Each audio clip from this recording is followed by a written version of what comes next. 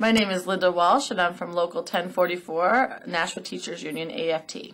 As a teacher, I think it's important that we take back our country, and that it is for our children, and our children are going to inherit some of the bad things that have been happening in the last 8 years. I've been involved in the labor movement for about 5 years, and I'm a strong supporter of our local union, and it's been increasingly difficult to negotiate contracts and get good benefits, keep the benefits that we have, as well as to be able to afford to live in the economy that we're now having to live in. I support Barack Obama based on his platform issues, and most of those are democratic values that I think that we need to bring back to our country. I believe that every American should have health care. I believe that if you work a 40-hour job and you don't have health care, I can't imagine that it was 2008 and we're living in a modernized country that we don't give people what they need to survive. If we actually look at it, John McCain is really not an agent for change.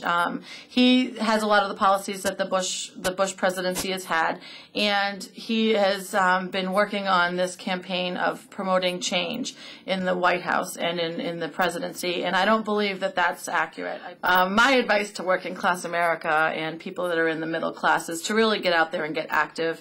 You really need to get out and vote. You need to know what you're voting for, and not just based on a person's gender or a person's religion. I think that you really need to look at the platforms.